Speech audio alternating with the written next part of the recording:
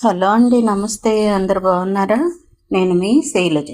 మనం ఎద్దనపూడి సులోచనారాయణ గారు రచించిన ఋతువులు నవ్వాయి నవల చదువుకుంటున్నాం కదా. రెండవ భాగంలో ఏం జరిగిందో చూద్దాం. విద్య, సునంద ఇద్దరు ప్రిన్సిపాల్ రంగనాథం గారి ఎదుట కూర్చుని ఉన్నారు. సునంద ఆవేశంగా వాదిస్తుంది. సార్, ఇది చాలా ఘోరమైన అన్యాయం. మీరు ప్రిన్సిపాల్గా ఉన్న ఈ కాలేజీలో ఒక మంచి ప్రవర్తన గల విద్యార్థికి ఎంత అపకారం జరగటం, అది కూడా మీ చేతులతో స్వయంగా ఆ కుర్రాడి భవిష్యత్తును పాడు చేయటం మీకు మాత్రం బాగుందంటారా? సునంద ఆయన ఎదురుగా పరిచిన కాగితాలను చూపిస్తూ, అవి చూశారుగా, రవి మొదటి క్లాస్ నుంచి 5వ తరగతి వరకు సెయింట్ ఫాల్మినాలో, 5 నుంచి 10వ తరగతి వరకు ఋషి వ్యాలీ, ఆ తర్వాత తిరుపతి కాలేజీలో ఇంటర్ చదివేటప్పటి కాంటాక్ట్ సర్టిఫికేట్స్. వివిధ రకాల విద్యాలయాల్లో అతనికి ఒకే విధంగా మంచి ప్రవర్తన మీద సర్టిఫికేట్లు ఉన్నాయి. వాటిల్లో ఒక్క దాంట్లోనైనా ఆ ప్రవర్తన మామూలుగా అని ఉందా? అన్నింటిలోనూ అత్యుత్తమమైనది అని రాసింది కదా అంది. రంగనాథం గారు నిస్సహాయంగా చూస్తూ, అమ్మా సునందమ్మ గారు, మీ విషయం నాకు తెలియనిది కాదు. మీ ఫ్రెండ్ అయిన ఈ విద్యుల్లతాదేవి గారి గౌరవ ప్రతిష్టల గురించి కూడా నేను విన్నాను. కానీ ఆ రవి ఈ విద్యుల్లతాదేవి గారి అబ్బాయి అని నాకు తెలియదు. జరిగిన దానికి నేను చాలా చింతిస్తున్నాను. ఏదైనా ఇప్పుడిక నేనేం చెయ్యలేను. ఆ అబ్బాయి స్వయంగా ఆ బొమ్మలు తను వేసినవేనని ఒప్పుకున్నాడు. ఆ రేఖలు, ఆ డ్రాయింగ్ అతనివే. కానీ ఆ కోతి, ఆ గాడిద, పాము శరీరాలు అతను వేసినవి కాదని చెప్పాడు కదండి. కానీ దానికి రుజువేం లేదు కదమ్మా. ఆ విజయ్ని ఆ రేఖ అవమానించినందుకు అతను చేసిన నాటకం ఇది. మా రవి ద్వారా ప్రతీకారం తీర్చుకున్నాడు. తెలియగలవాళ్లు చేసే పని అది. విజయ్ కోరుకున్నట్టు ఆ రేఖకి అవమానం జరిగింది. అతను పెద్ద మనిషిలా కాలేజీకి వస్తూనే ఉన్నాడు. మా నోరు లేని రవిని వాడు ఎలా ఉపయోగించుకున్నాడో చూడండి. అసలు కాలేజీ నుంచి సస్పెండ్ చేయటం అంటూ వస్తే ముందు ఆ రేఖని విజయ్ని చెయ్యాలి. అసలు ఆ రేఖ ఆ విజయ్ని ఎందుకు కవ్వించాలి? అమ్మా, అవన్నీ నాకు తెలియవు. ఈ లోకంలో చాలా మంది తప్పులు చేస్తూ ఉంటారు. అందరూ శిక్ష అనుభవిస్తున్నారా? చెప్పండి. కర్మకాలి పట్టుబడిన వాళ్ళు అనుభవిస్తారు. అంతే. ఇందులో నేను చేయగలిగిందేమీ లేదు. మీరు రాగానే ఆ మాట చెప్పేశాను. ఇక సెలవు. అతను చేతులు జోడించాడు. అంతేనంటారా? సునంద నిలదీసింది. అంతే. ఇదే ఇంకెవరైనా అల్లరి చేస్తే నేను వార్నింగ్ ఇచ్చి వదిలేసేవాడిని. సస్పెండ్ చేసేవాడినే కాదు. ఆ కుర్రాడు ఎంత బుద్ధిమంతుడో నాకు కూడా తెలుసు. అసలు ఆ అబ్బాయిని సస్పెండ్ చేస్తే అది నా తప్పు కాదు, మీ రవి తప్పు. తాను నిర్దోషినని రుజువు చేసుకోలేకపోతున్నాడు. నేను అతను నన్ను కలిసినప్పుడే నీవు నిర్దోషివి అని రుజువు చేసుకోగలవా అని ఒకే ఒక మాట అడిగాను. విజయ్ జరిగినదంతా చెప్పాలి అన్నాడు. ఆ విజయ్ చెప్పడు. చెబితే వాడిని సస్పెండ్ చేస్తాం అన్నాను. ఇక మాట్లాడకుండా వెళ్ళిపోయాడు. అమ్మ సునంద గారు, రేఖ తండ్రి అయిన జీవై రావు గారు ఉన్నారే, ఆయన మామూలు వ్యక్తి కాదు. ఈ కాలేజీలో అడ్వైజరీ కమిటీ ప్రెసిడెంట్. అంతేకాదు, ఆయన మూలంగా మేమందరం ఏదో ఒక విధంగా ఉపకారం పొందిన వాళ్ళమే. ఈ కాలేజీకి ఆయన వల్లనే చాలా ఫండ్స్ దొరికాయి. ఆయన ఆధ్వర్యం ఉంది కాబట్టి ఈ కాలేజీ ఇంత త్వరగా అభివృద్ధి చెందింది. ఒక్క మాట చెబుతాను, మీరు అర్థం చేసుకోండి. ఈ కాలేజీ ఆయన సొంతం అన్నంతగా ఆయనకి ఇక్కడ పలుకుబడి, అధికారం ఉన్నాయి. ఆయన కూతురు వైపు కన్నెత్తి చూసిన ఏ వ్యక్తి ఈ కాలేజీ గేట్లోకి అడుగు పెట్టడు. ఇంతకంటే మీకేమీ చెప్పను అన్నాడు. విద్య ముఖం రక్తహీనంగా అయింది. విద్య గంపెడంత ఆశతో సునందను తీసుకుని ప్రిన్సిపాల్ని కలవటానికి వచ్చింది. జరిగినదంతా చెప్పి క్షమాపణ కోరితే రవిని కాలేజీలోకి తప్పక తీసుకుంటారని నమ్మింది. వచ్చేటప్పుడు రవికి చిన్నప్పటి నుండి వచ్చిన కాండక్ట్ సర్టిఫికేట్స్ అన్నీ పట్టుకొచ్చింది. ఆయన రవి సునంద స్నేహితురాలు అయిన విద్యుల్లతాదేవి గారి కొడుకని తెలిసేసరికి నిశ్చేష్టుడయ్యాడు. సునంద ఆయనకి బాగా తెలుసు. సునంద తన బ్యాగ్ తీసుకుని లేవబోతూ, సరే కానియండి, మీరేమైనా సాయం చేయగలరేమోనని మీ దగ్గరకు వచ్చాం. మీరేం చెయ్యలేనంటున్నారు. ఇక మా దారి మేము చూసుకోవాల్సి వస్తుంది. ఆ జీవై రావు గారు అంతేమిటో మేము చూస్తాం. ఇక్కడి నుండి నేరుగా ఈరోజు పత్రికా ఆఫీస్కి వెళతాను. ఇక్కడ చదువుకోవటానికి వచ్చిన అమాయకులు, నిస్సహాయులు అయిన విద్యార్థులకి ఎంత అన్యాయం చేస్తున్నారో, ఎంత అధికారం చెలాయిస్తున్నారో పత్రికల్లో వేయించి నలుగురికి చాటుతాను. మర్యాదగా అడిగితే ఈ రోజుల్లో ఎవరు మాత్రం ఒప్పుకుంటారులేండి. మీ కాలేజీలో సీట్లు ఇప్పించడానికి ఇక్కడ ఏ లెక్చరర్లు ఎంతెంత లంచం ఎవరి దగ్గర నుంచి ఎలా తీసుకున్నారో నాకు తెలుసు. ముఖ్యంగా మీ బావమరిది అప్పారావు ఎంతమంది దగ్గర లంచం పుచ్చుకుని సీట్లు ఇప్పించాడో అందరికీ తెలుసు. కానివ్వండి, ఇది ఒకందుకు మంచిదే. మా రవి లాంటి వాళ్ళకి మళ్ళీ ఇంకో అన్యాయం జరగదు. తీగలాగితే డొంకంతా కదలకుండా ఉండదు కదా. మాకు జరిగిన అన్యాయానికి ఈ కాలేజీ మూతపడ్డం ఒక్కటే మార్గం. ఆ పని ఎలా చేయించాలో నాకు తెలుసు. మీ college student union secretary Bhaskar కూడా నాకు తెలుసు. అతనికి మీకు పడదనుకుంటాను. అన్ని విషయాలు మాకు అనుకూలంగా ఉన్నాయిలేండి. విద్య పోదాం పద రా అంది సునంద. విద్య సునంద వైపు అయోమయంగా చూసింది. తానిక్కడికి వచ్చింది రవి భవిష్యత్తును చక్కదిద్దటానికి. అతను మళ్ళీ కాలేజీకి వచ్చి చదువుకోవడానికి అవకాశం చిక్కుతుందేమో కనుక్కోవటానికి. కానీ సునంద ఇలా బెదిరిస్తుందేమిటి? కాలేజీ మూయిస్తాను అంటే ఆయనకి ఇంకా కోపం రాదు. అసలు విషయాన్ని పక్కదారి మళ్లిస్తూ ఇంకో తగాదాలోకి తీరుతుంది. రవికి జరిగిన అన్యాయం సరిదిద్దటానికి వచ్చి ఇంకా కొంతమందికి అన్యాయం చేయటమా? విద్యారా అంది సునంద. విద్య సర్టిఫికెట్లు తీసుకుని బ్యాగులో పెట్టుకుని లేచింది. ఇద్దరూ ప్రిన్సిపాల్ గారితో వెళుతున్నామని చెప్పనైనా చెప్పకుండా గది గుమ్మం వరకు వచ్చారు. ఇంతలో వెనక నుండి రంగనాథం గారు పిలిచారు.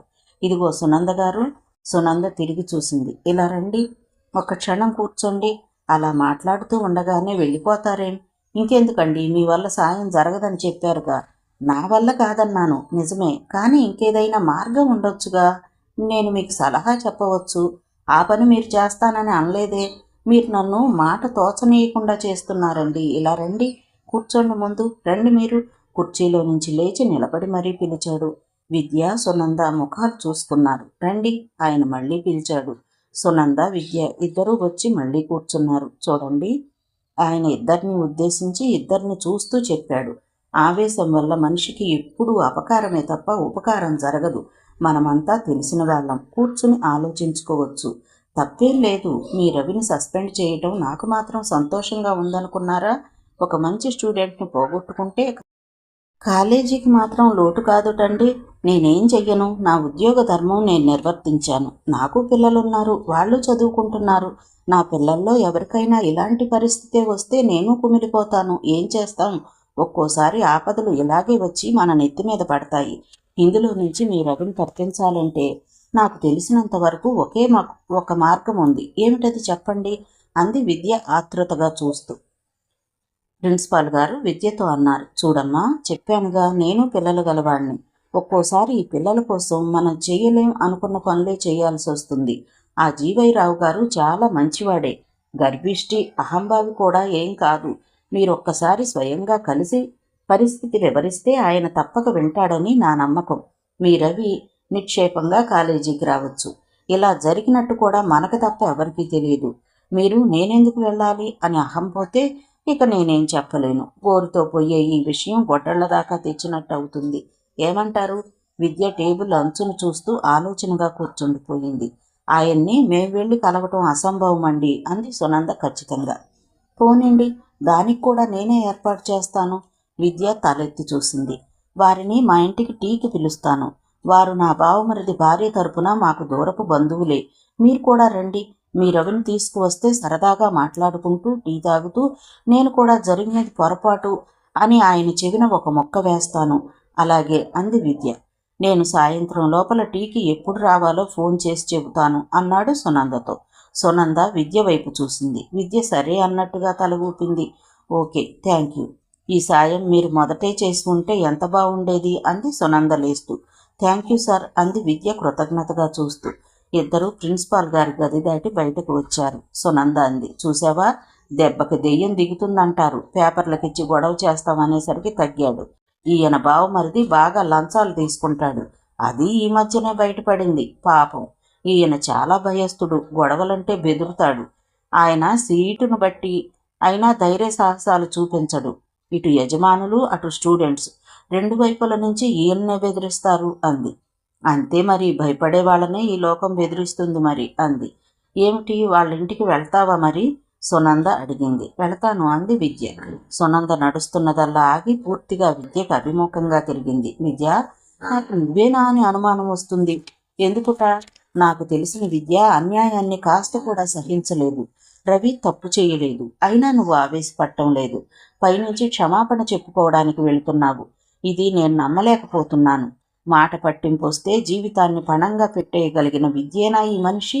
సునంద, నా అహం కంటే రవి భవిష్యత్తు చాలా ముఖ్యం నాకు అంది విద్య. అవును, స్వయంగా చూస్తున్నానది అంది సునంద. ఇద్దరూ మళ్ళీ నడవసాగారు. వరండా దాటి మెట్లు దిగుతున్నారు. సునంద హఠాత్తుగా విద్య చెయ్యి పట్టుకుంటూ అదిగో ఆ రావి చెట్టు కింద అమ్మాయిల గుంపు ఉందే, ఆ వైట్ లేస్ బార్డర్ ఉన్న పింక్ చెక్స్ పంజాబీ డ్రెస్ వేసుకున్న ఆ అమ్మాయే భానురేఖ, ఈ వాడని తిప్పలు పెట్టిన మహాతల్లి అంది. విద్య వెంటనే తిరిగి చూసింది. దూరంగా రావి చెట్టు కింద అమ్మాయిల గుంపు కనిపించింది. అక్కడికి దగ్గరలో షెల్ వైట్ రంగులో ఫియట్ కారు ఆగి ఉంది. పక్కనే వెనక డోర్ తెరిచి పట్టుకుని యూనిఫామ్లో ఉన్న డ్రైవర్ వేచి చూస్తున్నాడు. సన్నని పింక్ చెక్స్ డ్రెస్ వేసుకున్న భానురేఖ ఫ్రెండ్స్తో ఏదో చెప్పి అహహా అని నవ్వుతోంది. ఆ తర్వాత సీయూ బాయ్ అంటూ చెయ్యి ఊపి వెళ్లి కారులో కూర్చుంది. డ్రైవర్ డోర్ వేశాడు. వచ్చి కూర్చుని కారు స్టార్ట్ చేశాడు. ఆ అమ్మాయి స్నేహితురాళ్లు కనిపించినంత వరకు చెయ్యి ఊపుతూనే ఉంది. కారు రివ్వున వచ్చి విద్యా వాళ్ల ముందు నుంచే వెళ్ళిపోయింది. ఆ అమ్మాయి బాగా డబ్బు అధికారం గల తండ్రి నీడలో అపురూపంగా పెరిగిన అమ్మాయి అని చూడగానే అనిపిస్తుంది. విద్య, సునంద కాలేజీ ఆవరణ దాటి బయటకొచ్చారు.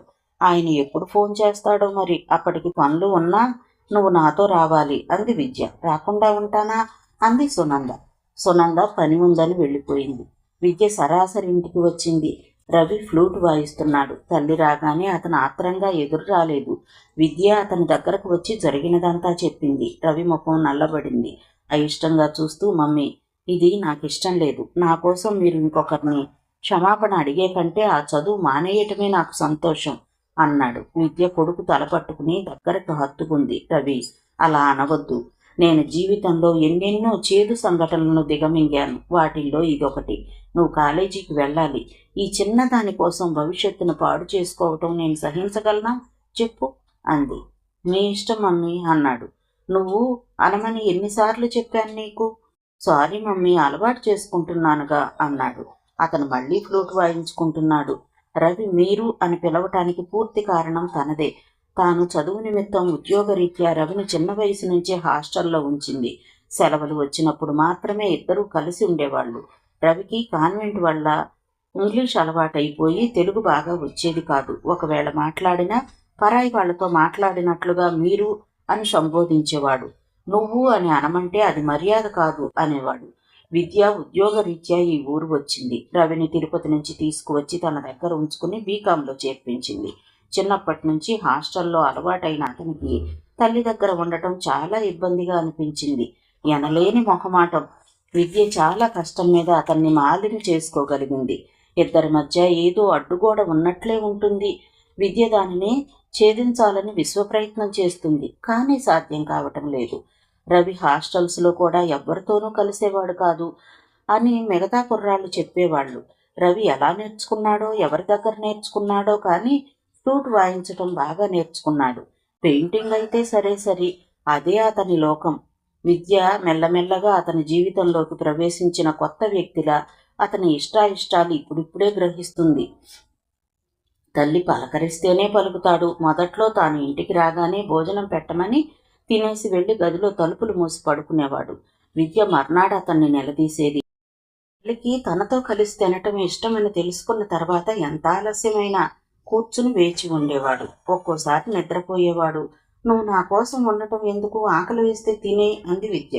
ఏదో ఒకటి చెప్పు మమ్మీ, నీ కోసం ఉండటమా మానేయటమా? క్షణానికి మార్పులు నాకు నచ్చవు అన్నాడు. అతని ముఖంలో చిరాకు కనిపిస్తుంది. విద్య అప్పుడప్పుడు వీడు ఒక యంత్రంలా ప్రవర్తిస్తున్నాడు, వీడిని మనిషిని చేయటం ఎలా అనుకునేది. ఫోను గణగణా మోగింది. జుట్టు మెడ మీదకి మెలితిప్పి ముడివేసుకుంటున్న విద్య వెళ్లి ఫోన్ తీసింది. అవతల నుంచి సునంద కంఠం పలికింది. ఆ కంఠం వినగానే విద్య, సునంద, నేను డ్రెస్ చేసుకుని రెడీగా ఉన్నాను. రవి కూడా సిద్ధంగానే ఉన్నాడు. నువ్వు రావటమే ఇక ఆలస్యం అంది. విద్య, ఒక బ్యాడ్ న్యూస్ అంది సునంద. ఏమిటి? ఏమైంది చెప్పు కంగారుగా అడిగింది విద్య. నేను బయలుదేరి రావటం లేదు. మా ఆయన ఒక ఫారెన్ గెస్ట్ని పట్టుకొచ్చారు. ఆవిడని తీసుకుని మేము హిమాయత్ సాగర్ వెళ్తున్నాం. సునంద, కానీ చూడు, నువ్వు రవిని తీసుకుని రంగనాథం గారి ఇంటికి వెళ్ళిరా. ఆ జీవై మూర్తి ధోరణి బాగుంటే నీకు నచ్చిన మాటలు 4 మాట్లాడిరా.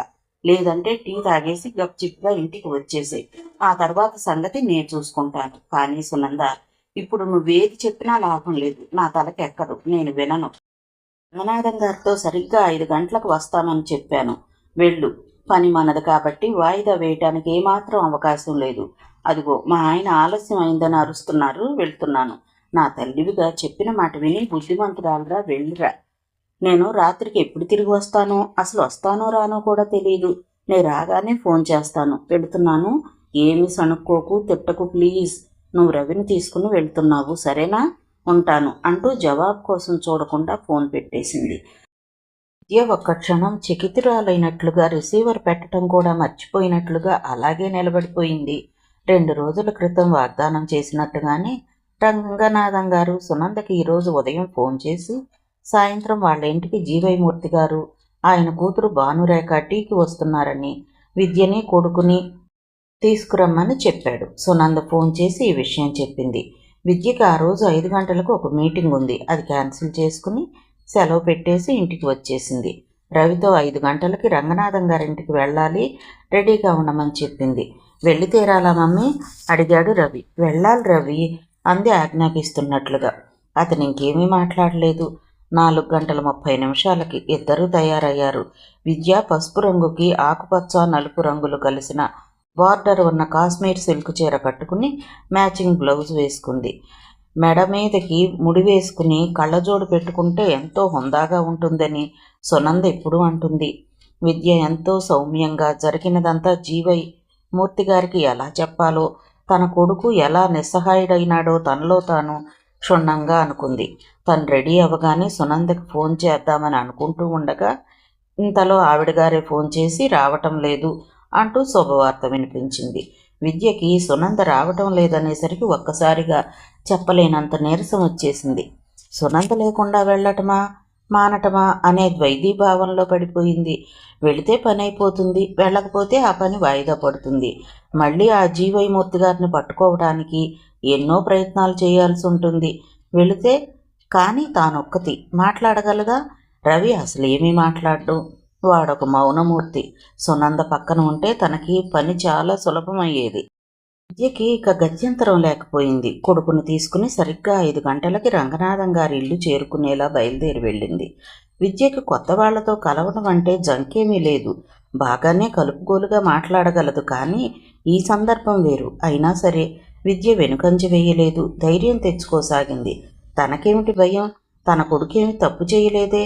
పరిచయం కాగానే నిర్మోహమాటంగా 4 రకాల టాపిక్స్ మాట్లాడి మాటలతో వారిని అదరగొట్టేయాలి అని తీర్మానించుకుంది. విద్య రవి ఎక్కిన ట్యాక్సీ రంగనాథం గారి ఇంటి ముందుకు వచ్చి ఆగింది. విద్యను చూడగానే ఆయన ఎదురు వచ్చారు. ఏమోయ్ రవి, బాగున్నావా అంటూ చనువుగా పలకరించారు. బాగున్నాను సార్ అన్నాడు రవి.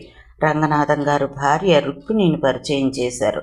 ఆవిడ సునంద ద్వారా విద్యని గురించి చాలాసార్లు విన్నానని, ఈ రకంగా చూడటం తనకి సంతోషం కలుగుతోందని చెప్పింది. విద్యలా ఉద్యోగం చేస్తూ స్వతంత్రంగా ఉండే ఆడవాళ్ళంటే ఆవిడికి చాలా ఇష్టమట.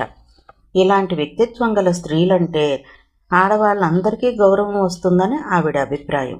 విద్య ఆవిడతో మాట్లాడుతూ సునందకి వచ్చిన అతిథులను గురించి చెప్పి సునంద రాలేకపోయినందుకు చాలా బాధపడిందని చెబుతోంది. వెనక విద్య దిగి వచ్చేసరికి కింద డ్రాయింగ్ రూమ్లో రంగనాథం గారు రవి భుజం మీద చెయ్యి వేసి ఏదో చెప్తున్నారు. పొడుగ్గా బలిష్టంగా వెనక నుండి చూస్తే వెడల్పాటి భుజాలతో ఆజానుబాహువుగా ఉన్న వ్యక్తి లేత నీలం సూట్లో అటు తిరిగి నిలబడి ఉన్నాడు. ఆయన పక్కన తలలాడే నల్లటి సిల్క్ మ్యాక్సీ ధరించి ఉన్న రేఖ ఏదో అంటోంది. రవి ఆయన కరచాలనం చేస్తున్నారు. రంగనాథం గారు మెట్లు దిగి వస్తున్న విద్యను చూస్తూ అదుగో రవి మదర్ అన్నారు. రవితో కరచాలనం చేస్తూనే అటువైపు తిరిగి నిలబడిన ఆ పొడుగాటి వ్యక్తి ఇటు తిరిగి చూశారు. రంగనాథం గారు పరిచయం చేస్తున్నారు. విద్యుల్లతాదేవి గారు, వీరు యశ్వంతమూర్తి గారు. అంతా సింపుల్గా పొడి అక్షరాలతో ఇంటి పేరుతో కలిపి జీవై మూర్తి అంటారు. మామూలుగా యథాలాపనగా చిరునవ్వుతో చూస్తున్న అతని కళ్ళు విద్యను చూడగానే క్రమంగా విభ్రాంతిగా అలాగే రెప్పవాల్చకుండా చూడసాగాయి. విద్య కూడా ఆయన వైపే చూస్తుంది. విద్య ముఖం వెలవెలాపోయింది. ఆఖరి మెట్టు మీద ఆనబోతున్న కుడిపాదం అక్కడ పామునుతున్నట్టుగా వెరపుగా ఆగి చటుక్కున పైమెట్టు మీదకి వెళ్ళి 2వ పాదంతో జత కలిపి నిలబడింది. రైలింగ్ పట్టుకున్న విద్య చేతి వేళ్ళు దాని మీదే గట్టిగా గోళ్ళు రక్తహీనమై తెల్లగా కనిపించేంత గట్టిగా పట్టుకున్నాయి. విద్య ఆయనని, ఆయన విద్యని, చుట్టుపక్కల ఉన్న మనుషుల సంగతి మర్చిపోయినట్లుగా చూస్తున్నారు. రేఖ రుక్మిణిని చూడగానే హలో ఆంటీ అంటూ ఆవిడ దగ్గరకు పరిగెత్తుకొచ్చింది. రుక్మిణి రేఖ బొగ్గ గెల్లుతూ బావున్నావా? నీ మ్యాక్సీ ఎంత బాగుందమ్మా. చాలామంది ఆడపిల్లలు ఇలాంటి డ్రెస్ వేసుకుంటారు కానీ ఇది నీకు అమిరింది, అందంగా కనిపిస్తుంది. ఇంకెవరిని ఇలా చూడలేదు నేను అంది నవ్వుతూ.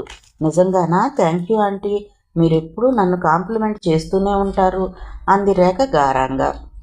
నువ్వు అలా ఉంటావు మరి, నేనేం చెయ్యను?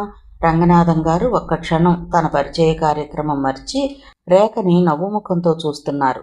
విద్యుల్లతాదేవి, యశ్వంతమూర్తి ఒకరినొకరు చూస్తున్నారు.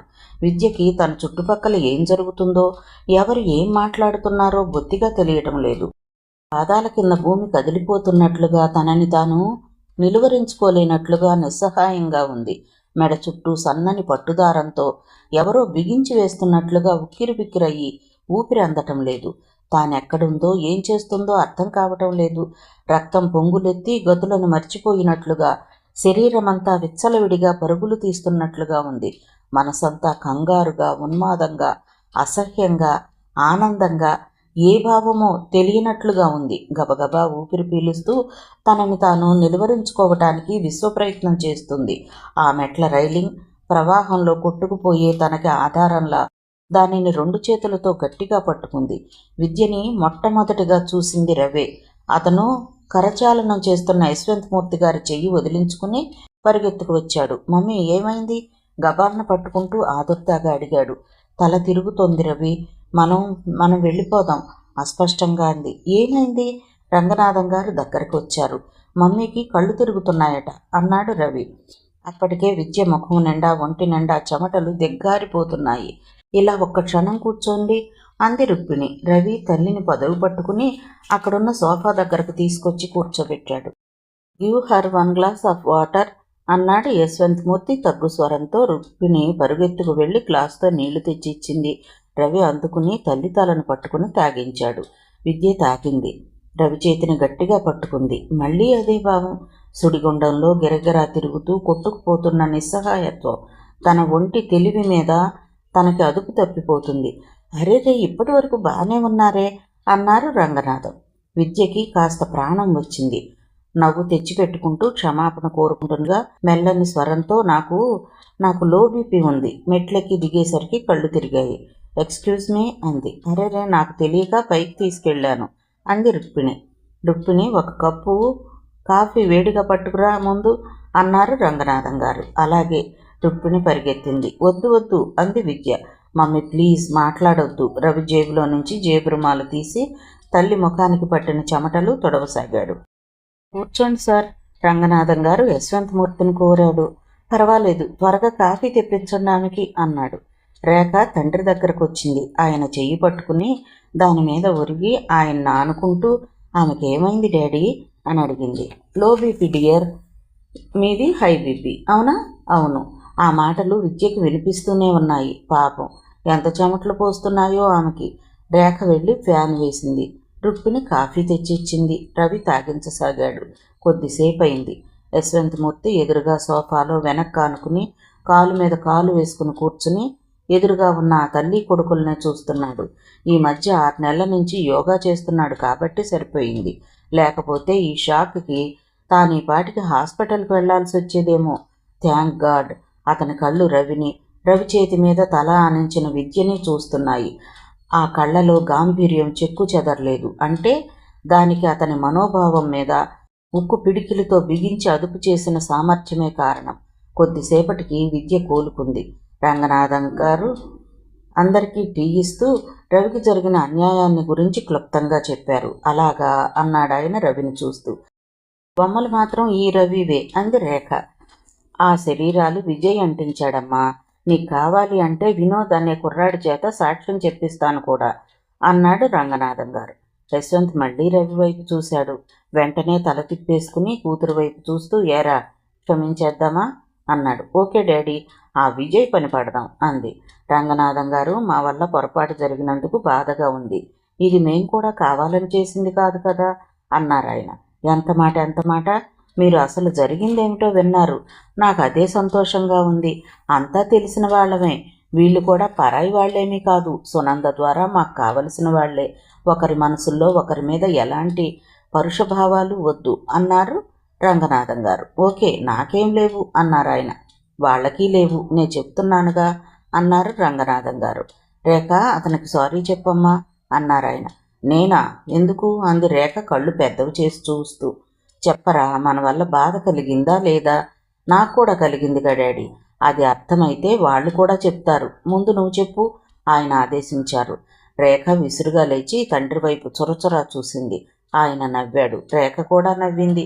వెంటనే రవి దగ్గరకు వెళ్ళి సారీ అంది. ఐఎమ్ ఆల్సో సారీ అన్నాడు రవి ఎవరూ చెప్పమనకుండానే. Thank you. రేఖ గిరుక్కున తిరిగి వచ్చేసి తండ్రి పక్కన సోఫాలో కూర్చుంది. ఇప్పుడు మీకు ఎలా ఉంది? రుక్మిణి విద్యను అడిగింది. పర్వాలేదు, బాగా తగ్గింది. చాలా కంగారు చేశాను, మన్నించండి అంది సిగ్గుపడుతున్నట్లుగా. అయ్యయ్యో, అదేం పర్వాలేదు అంది రుక్మిణి. ఇంక వెళదాం. విద్య లేచింది. అందరినీ రెప్పపాటుగా కలిగి చూసి ఎవ్వరి వైపు ఎక్కువసేపు చూడకుండా వస్తాను అంటూ చేతులు జోడించింది. రవి వెళదాం అంది. రవి లేచాడు. నేను దింపుతాను అన్నాడు యశ్వంత్. వారి కారులో దింపుతారట అన్నారు రంగనాథం గారు. వద్దు వద్దు, మేం వెళ్ళిపోగలం. విద్య చకచకా గుమ్మం వైపు అడుగులు వేసింది. రవి తల్లిని అనుసరించాడు. రంగనాథం గారు వెనకే వచ్చారు. వరండాలోకి రాగానే తగ్గు స్వరంతో రవి యశ్వంత్ గారితో వెళుతున్నానని చెప్పిరా, లేకపోతే మర్యాదగా ఉండదు అన్నారు. రవి వెనక్కి తిరిగి వెళ్ళాడు. వెళ్తాను సార్ ఆయనతో అని రేఖ వైపు చూస్తూ బాయ్ అని చెప్పేసి వచ్చాడు. విద్య కొడుకుతో గేటు దగ్గరకు వచ్చింది. అక్కడ షెల్ వైట్ రంగు ఫియట్ కారు పక్కనే డ్రైవర్ నిలబడి ఎదురు చూస్తున్నారు. విద్య, రవి గేటు దాటి బయటకు వచ్చేశారు. రవి ట్యాక్సీ, ఆటో కోసం చూస్తున్నాడు. కొద్ది దూరం నడుద్దాం పదా అంది విద్య. కాస్త దూరం నడిచారు. ఆటోలు వస్తున్నాయి, వెళుతున్నాయి. కానీ ఒక్కటీ ఖాళీ లేదు. ఇద్దరూ అక్కడున్న బస్టాండ్ దగ్గర నిలబడ్డారు. ఇంతలో యశ్వంత్ మూర్తి, రేఖ ఉన్న కారు వారి ముందు నుంచి వెళ్ళింది. యశ్వంత్ మూర్తి వారిద్దరిని చూశాడు. కారు స్లో అయ్యి వెనక్కొచ్చి వాళ్ళ దగ్గర ఆగింది. నేను డ్రాప్ చేస్తాను రండి రవితో అన్నాడాయన. రవి తల్లి వైపు చూశాడు. వద్దు, మనం వెళ్ళిపోదాం, అదిగో బస్సు వస్తుంది అంది విద్య వస్తున్న బస్సు వైపు నడుస్తూ. చూస్తుండగానే బస్సు వచ్చింది. విద్య వడివడిగా దానివైపు నడిచింది. విద్య వెనక్కు తిరగలేదు. యశ్వంత్ మూర్తి వైపు చూడనూ లేదు. గబగబా బస్సు కమ్మి పట్టుకుని ఎక్కేసింది. రవి వెనకే వచ్చాడు. ఆయన అక్కడ నిలబడి ఇటే చూస్తున్నాడు. విద్యకి రవికి కూర్చోవటానికి స్థలం దొరికింది. విద్య కూర్చుంది. ఆమె ముఖం రక్తవిహీనంగా ఉంది. శరీరంలో మనసులో శక్తినంతా పోగు చేసి ఒకే ఒక విపరీతమైన పరిస్థితిని హుందాగా ఎదుర్కోవటానికి ప్రయత్నిస్తున్న వ్యక్తిలా ఉంది. రవి తల్లి చేతిని తన చేతిలోకి తీసుకున్నాడు. మమ్మీ పిలిచాడు. Are you all right? అతని గొంతు ఎలాగో ఉంది. విద్య సమాధానంగా కొడుకు చేతిని 2 చేతుల్లోకి తీసుకుంది. బానే ఉన్నాను అన్నట్లుగా తల ఊపింది. ఇద్దరూ ఇంటికొచ్చారు. విద్య బట్టలు మార్చుకుంది. శివయ్య వస్తే సాయంత్రం భోజనంలోకి ఏం చెయ్యాలో చెప్పింది. ఆఫీస్ నుంచి ఫోన్ వస్తే వాళ్ళు చెప్పిన సమస్యకి పరిష్కారం చెప్పింది. విద్య బట్టలు మార్చుకుని వచ్చి మంచం మీద కూర్చుంది. విద్య చేస్తున్న ఈ పనులన్నీ మనసు ప్రమేయం లేకుండా శరీరం యాంత్రికంగా తన విధులను నిర్వహిస్తున్నట్లుగా ఉంది. మంచం మీద నిటారుగా కూర్చుని ఉంది. రవి తల్లి గదిలోకి వచ్చాడు. మమ్మీ పిలిచాడు. ఏమిటి? అతని వైపు తిరిగింది. అతను దగ్గరగా వచ్చాడు. మమ్మీ, ఈరోజు నా మూలంగా మీరు చాలా హైరాణ పడ్డారు. ఇదంతా మీకెంత బాధ కలిగిస్తుందో నాకు తెలుస్తూనే ఉంది. విద్య తలెత్తి చూసింది. రవి ముఖం విద్య ఎప్పుడూ చూడనంత ఆందోళనగా ఉంది. ఈరోజు అతని ముఖంలో నిర్లిప్తత మాయమైంది. అతను తనని గురించి బాగా ఆదుర్దాపడుతున్నాడని తెలిసి ఆనందం కలిగింది. నేను బానే ఉన్నాను రవి అంది. డాక్టర్ గారికి ఫోన్ చేయనా? వద్దు, అవసరం లేదు.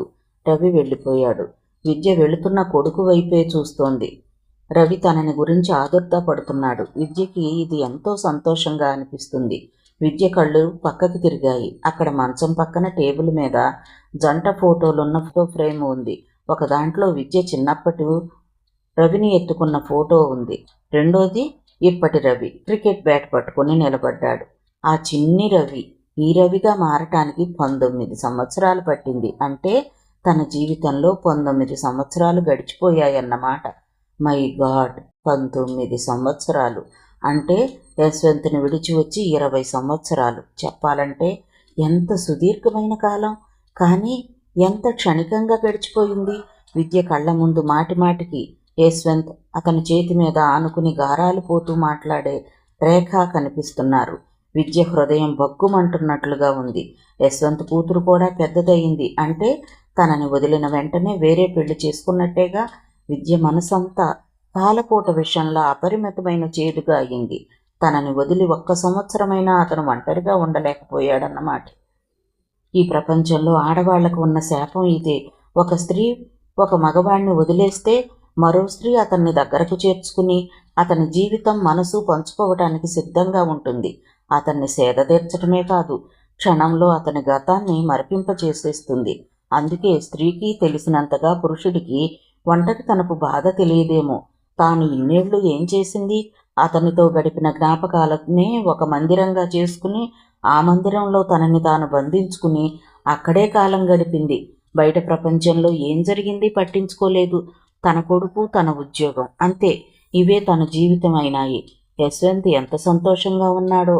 అతనికి కాస్త కూడా తాను లేని లోటు తెలిసి ఉండదు. ఎంత హాయిగా నవ్వుతున్నాడో. ఇంకో వ్యక్తిని కట్టుకుని ఆవిడతో కూతుర్ని కని తన జీవితంలో విద్య అనే వ్యక్తి ప్రసక్తే తుడిచిపెట్టుకుపోయినట్లుగా ప్రవర్తించాడు. అతన్ని చూసి తాను తడబడింది. తల తిరిగిపోయినట్లయింది. కానీ అతను చాలా నిర్వికారంగా ఉన్నాడు. ఎవరో పరాయి వ్యక్తిని చూసినట్లుగా చూస్తున్నాడు. విద్య గుప్పిళ్ళు బిగుసుకుంటున్నాయి. ఇన్నాళ్ల నుంచి తాను పొందిన ఒంటరితనం, పడిన వేదన. దీనికి కారణం యుగయుగాల నుండి స్త్రీ జాతిలో వస్తున్న బలహీనత తనలోనూ ఉండిపోయింది. స్త్రీ పురుషుణ్ణి ప్రేమించటం, అతన్ని మరిచిపోలేకపోవటం, ఒకసారి అతనికి అర్పించిన ఈ జీవితంలో ఇంకెవ్వరికీ ప్రవేశం లేకుండా చేయటం, ఇది స్త్రీ బలహీనత. స్త్రీ తనని స్త్రీగానే ఆలోచించినన్ని రోజులు ఈ బంధం, ఒంటరితనం. స్త్రీ ఎప్పుడైతే ఈ శృంఖలాలను త్రెంచుకుని తనని తాను స్త్రీగా కాక ఒక వ్యక్తిగా తనని తాను తెలుసుకుంటుందో, ఆ వ్యక్తిత్వపు గౌరవం తనకి తానే కల్పించుకుంటుందో, అప్పటికి గాని ఈ బానిసత్వపు చెర నుంచి విముక్తి లేదు. తాను కొత్త తరం ప్రతినిధిలా స్వతంత్ర భావన గల వ్యక్తిగా బతకడానికి ప్రయత్నించింది. ఫలితంగా తనకి ఒంటరితనం అనే ఖైదు ప్రారంభమైంది. విద్య ఈ 19 సంవత్సరాలలో చాలా కష్టపడింది. ఈ సంఘంలో చదువు, సంస్కారం ఉన్న ఆడది ఒంటరిగా బ్రతకడం ఎంత కష్టమో అడుగడుగునా ఎదుర్కొంది. విద్యకి అది ఒక్కటే తృప్తి. యశ్వంత్ తనని ఇలా చూడటం సంతోషమే. కానీ ఈ పరిస్థితులు వేరుగా ఇంకో రకంగా ఉంటే ఎంతో బాగుండేది. తన కొడుకు అతని కూతురు కారణంగా కాలేజీ నుంచి సస్పెండ్ అయ్యాడు. తాను అతని క్షమాపణ కోరటానికి వెళ్ళింది. విధి ఆడే వింత నాటకం అంటే ఇదే కాబోలు. 20 సంవత్సరాల తర్వాత విడిపోయిన భార్యాభర్తలిద్దరూ ఇలా కలుసుకున్నారు. ఇద్దరి జీవితాలు విడిపోయి దాదాపు 20 సంవత్సరాలు అయిపోతుంది. జీవితపు బ్యాంక్ అకౌంట్లో 20 సంవత్సరాలు ఖర్చయిపోయాయి. వీటిని తాను తిరిగి సంపాదించుకోలేదు. విద్య ఏనాడు మళ్ళీ తామిద్దరూ ఇలా ముఖాముఖి ఎదురవుతారని అనుకోలేదు. విద్య చాలా హుందాగా ఈ పరిస్థితిని ఎదుర్కోవటానికి తనని తాను ఆయత్తం చేసుకోసాగింది. దాదాపు 20 సంవత్సరాలు విద్యకు మళ్ళీ మళ్ళీ అదే గుర్తుకొస్తోంది. యశ్వంత్తో తాను ఒక్క క్షణం విడిచిపెట్టి ఉండలేనట్లుగా వెలవెల్లాడిన రోజులున్నాయి. విద్యకి గతం గుర్తుకు రాసాగింది. విద్య BA ఫస్ట్ ఇయర్ పాస్ అయి సెకండ్ ఇయర్లో చేరింది. విద్యకి తల్లి చిన్నప్పుడే పోయింది. తండ్రి రెండో పెళ్లి చేసుకోలేదు. విద్యకి బుద్ధి తెలిసినప్పటి నుండి ఇంట్లో పెత్తనం ఆమెదే. తండ్రి ఆనందరావు కాలేజీలో లెక్చరర్గా చేసేవాడు. విద్యకి చిన్నప్పుడు ఆయనే వంట చేసి తినిపించేవాడు, జడలు వేసేవాడు, క్యారియర్లో భోజనం సర్ది అందించేవాడు. విద్యకు తండ్రే గురువు, దైవం, తల్లి, స్నేహితురాలు అన్నీ. ఆ ఇద్దరి అనుబంధం చూడముచ్చటగా ఉండేది.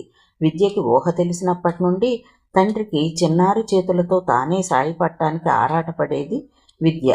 తండ్రి ఆనందరావు కూతురు చేసే ప్రతి చిన్న పనిని ఎంతో మురికంగా అందరికీ చెప్పుకునేవాడు. ఇంత చిన్న వయసులో కష్టసుఖాలు తెలిసి ఇంత మంచిగా ప్రవర్తన గల అమ్మాయి దొరకటం మీ అదృష్టం అనేవాళ్ళంతా. ఆనందరావు కాలేజీకి, విద్య స్కూల్కి వెళ్ళిన టైం తప్ప మిగతా సమయమంతా ఇద్దరిదీను. ఆయన కూతురికి కూర తరగటం నేర్పినట్టే చదువులో ఇంగ్లీషు, చరిత్ర మొదలైనవి చెప్పేవారు. చదరంగం ఆడటం కూడా నేర్పారు. విద్య పెరిగి పెద్దయింది. ఇంటి బాధ్యత కూడా అంతా విద్యదే. 10-12 ఏళ్ల వయసులోనే స్వీకరించింది. తండ్రి ఇంటికి రాగానే కాఫీ, టిఫిన్ రెడీ చేసి ఉంచటం, టేప్ ఆన్ చేసి మ్యూజిక్ వింటూ వంట చేయటం, భోజనం అయిన తర్వాత తండ్రి కూర్చుని పేపర్లు దిద్దుతుంటే తన చదువు పూర్తి చేసుకోవటం విద్య దినచర్యగా ఉండేది. ఆదివారం వస్తే ఇద్దరూ చదరంగం పెట్టుకుని కూర్చుంటారు. ఆ విధంగా ఇంట్లో ఆడదిక్కు లేని కారణంగాను తండ్రి చేసే అధిగారాభం వల్ల విద్యకు ప్రతి విషయంలోనూ తానే స్వనిర్ణయం చేయటం, అనుకున్నది ఆచరించటం బాగా అలవాటైపోయింది. విద్యకి ఇద్దరే స్నేహితురాళ్ళు ఉండేవారు. తండ్రితో పాటు కాలేజీలో పనిచేసే తోటి హిస్టరీ లెక్చరర్ పరమేశం గారి అమ్మాయి సునంద, కెమిస్ట్రీ లెక్చరర్ గారి అమ్మాయి విపుల. ఈ ముగ్గురు స్కూల్లో చదువుకునేటప్పుడు కలిసికట్టుగా ఉండేవాళ్ళు. 9వ తరగతి చదువుతూ ఉండగా సునంద తండ్రికి ఢిల్లీలో ఉద్యోగం రావటంతో రిజైన్ చేసి ఫ్యామిలీతో వెళ్ళిపోయాడు. సునంద ఢిల్లీ వెళ్ళినా విద్యకు ఉత్తరాలు రాస్తూ ఉండేది. తర్వాత క్రమంగా ఆ ఉత్తరాలు తగ్గాయి. సునంద దూరం అయిపోయింది. విపుల, విద్య మాత్రం కాలేజీ వరకు కలిసి చదివారు. కాలేజీ తెరవగానే శ్రావణ మాసంలో విపుల పెళ్లి నిర్ణయమైంది. విద్య చదువు పూర్తి కాకుండా పెళ్ళేమిటని విపులను నిలదీసింది. మా తాతయ్యకి ఒంట్లో బాగలేదు, అందుకని నాన్న తొందరపడుతున్నారు, పెళ్ళయిన తర్వాత చదువుకుంటాను అంది విపుల. చదువు అనేది స్త్రీ పురుషుల్లో ఎవరికైనా పెళ్లి కాక ముందు వరకే ఉండాలి. ఒకసారి పెళ్ళయిన తర్వాత ఇక ఆ చదువు ప్రసక్తి ఉండకూడదు అన్నది విద్య బలీయమైన అభిప్రాయం. ఏం చేస్తాం విద్య, నాకు కూడా చదువు మధ్యలో ఆపటం ఇష్టం లేదు, ఏం చెయ్యను, మా నాన్న వినటం లేదు అంది విపుల నిస్సహాయంగా.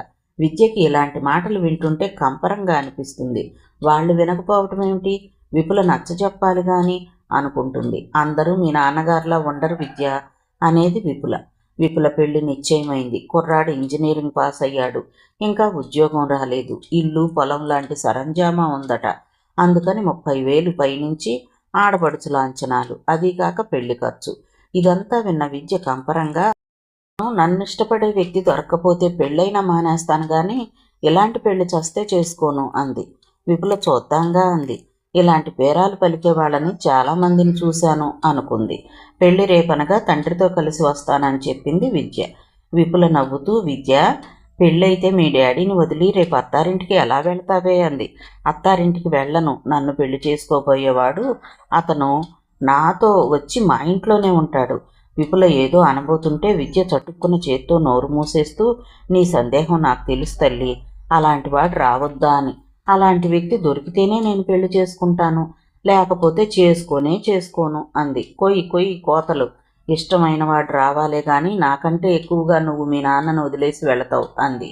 పందెం కడతావా విద్య సవాలు చేసింది. వద్దులే, ఓడిపోతానేమో అంది విపుల. విపుల వెళ్ళిపోయింది. మిగతా కథ తరువాతి భాగంలో చూద్దామండి. కథ విన్నందుకు ధన్యవాదాలు. ఈ నవల మీకు నచ్చితే ఒక లైక్ చేయండి, షేర్ చేయండి, నా ఛానల్ని సబ్స్క్రైబ్ చేసుకోండి, నన్ను సపోర్ట్ చేయండి. మీరు ఇచ్చే ఒక్క లైక్ నాకు, నా ఛానల్కి ఎంతో సపోర్ట్ని ఇస్తుందండి. మీ యొక్క విలువైన అమూల్యమైన సలహాని కామెంట్ రూపంలో తెలియజేయండి. Thank you. ఉంటానండి.